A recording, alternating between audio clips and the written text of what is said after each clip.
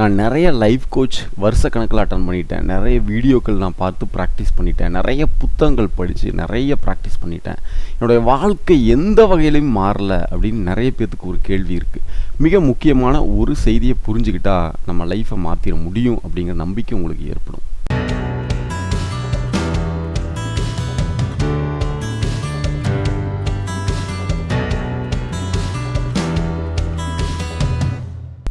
சரி, முதல் கேள்வி, நம்ம எதையுமே ப்ராக்டிஸ் பண்ணாமல் நம்ம மேனிஃபெஸ்ட் பண்ண முடியுமா? மிகப்பெரிய ஒரு மாற்றத்தை நம்ம வாழ்க்கையில் உருவாக்க முடியுமா அப்படின்னு நிறைய பேர் கேள்வி கேட்டிருக்காங்க. இது சிம்பிளாக பார்த்தா எஸ் அப்படிங்கிறது தான் நிதர்சனமான உண்மை. இது நிறைய வீடியோக்கள் நம்ம ஆல்ரெடி பப்ளிஷ் பண்ணியிருக்கோம். அதனுடைய வீடியோக்கள் எல்லாமே டிஸ்கிரிப்ஷனில் உங்களுக்கு லிங்க் கொடுக்குறேன், நீங்கள் போய் செக் பண்ணிக்கோங்க. முக்கியமான ஒரு விஷயத்தை மட்டும் உங்களுக்கு எக்ஸ்பிளைன் பண்ணலான்னு இருக்கேன். இப்போ நம்ம ஜோசப் மர்ஃபி பற்றி நிறைய பேசியிருக்கோம். அவர் முக்கியமான ஒரு விஷயத்தை சொல்கிறாரு. அதாவது மகிழ்ச்சி, அன்பு, எந்த இடத்துல சந்தோஷம் இதெல்லாம் இருக்கோ நம்ம மனசு லேசாக இருக்கும். அப்போது நம்ம ஹையர் ஃப்ரீக்வன்சி, அதாவது நிறைய நுண் உணர்வுகள் அதை ஆக்சஸ் பண்ணக்கூடிய பாசிபிலிட்டிஸ் இருக்குது. அது நம்மளுக்கு நிறைய வழிநடத்தல் கொடுக்கும். அதுபடி நம்ம செயல்படும் பொழுது மிகப்பெரிய ஒரு மாற்றத்தையும் மிகப்பெரிய வெற்றியும் உருவாக்க முடியும் அப்படின்னு சொல்கிறாரு.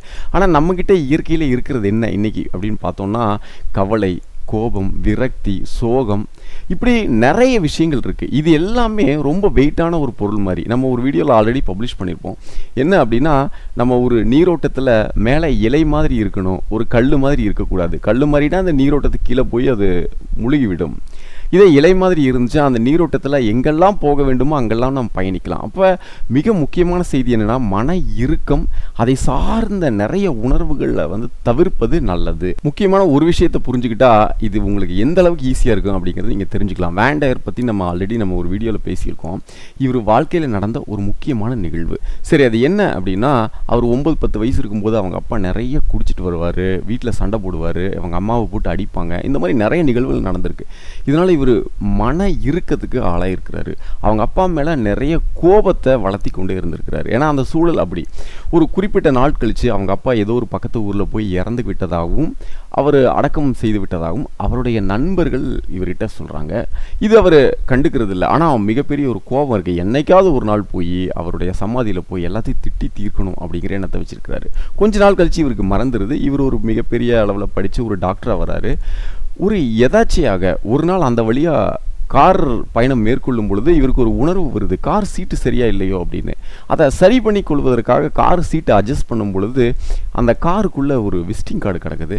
அந்த விசிட்டிங் கார்டு எடுத்து பார்த்தா இவருக்கு அப்பா இறந்த அந்த இடத்திற்கு உண்டான அந்த எழுத்துக்கள் அதில் இருக்குது. இப்போ இவர் பார்க்குறாரு, இவருக்கு எல்லாமே ஞாபகம் வருது.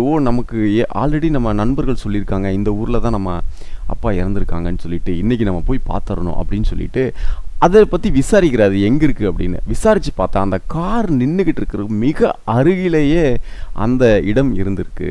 உடனே விசாரிச்சுட்டு நேராக அவர் சமாதிக்கு போயிருக்கிறாரு. கிட்டத்தட்ட 3 மணி நேரம் இவருடைய கோபத்தை எல்லாமே திட்டி தீர்த்திருக்கிறார். அப்போ தீர்க்கும் பொழுது அவருடைய மனம் மிகவும் ஒரு நுண்ணிய உணர்வு ஏற்பட்டு லேசான ஒரு மாற்றம் ஏற்பட்டிருக்கு. அந்த டைமில் இனி திட்டி என்ன பிரயோஜனம், நான் இனிமேல் உங்கள் மேலே அன்பு செலுத்துகிறேன், உங்களை எனக்கு ரொம்ப பிடிக்கும், என்னை மன்னிச்சிடுங்க, நான் உங்களை மன்னிக்கிறேன், நான் அன்பை உங்களுக்கு வாரி வழங்குறேன் அப்படின்னு நிறைய ஒரு நல்ல அற்புதமான உணர்வுகளை மேம்படுத்தியிருக்கிறாரு.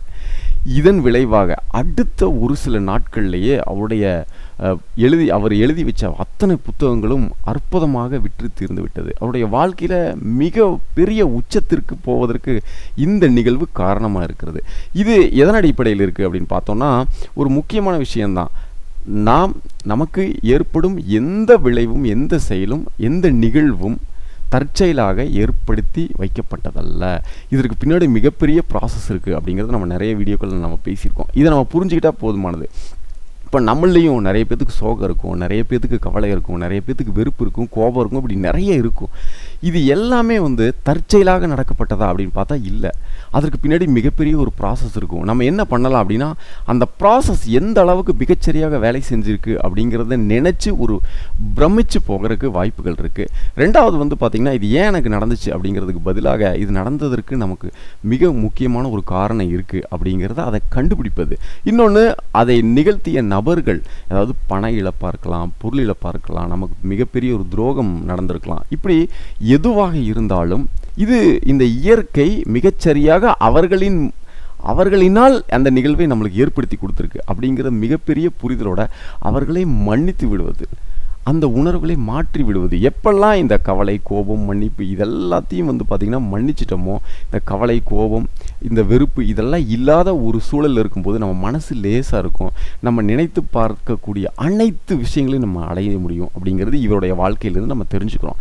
சரி, இதை எப்படி நம்ம ஒழிச்சிக்கிறது அப்படின்னா ரொம்ப சிம்பிள்.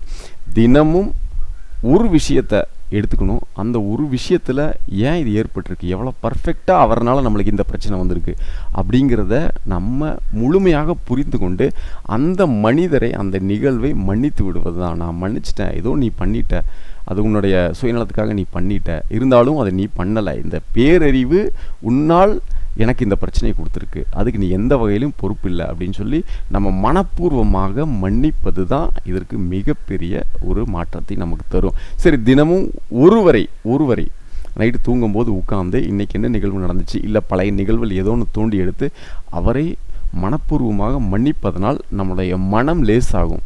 அப்போது நம்ம இந்த ஹையர் ஃப்ரீக்குவென்சி, அதாவது அன்பு, கருணை, இதன் அடிப்படையில் நம்ம கிடைக்கக்கூடிய ஹையர் ஃப்ரீக்குவென்சியை நம்ம ஆக்சஸ் பண்ண முடியும். நம்ம நினைத்து பார்த்த அனைத்தையும் நம்ம பெற முடியும் அப்படிங்கிறது இந்த ஸ்டோரியிலேருந்து நம்ம தெரிஞ்சுக்கணும்.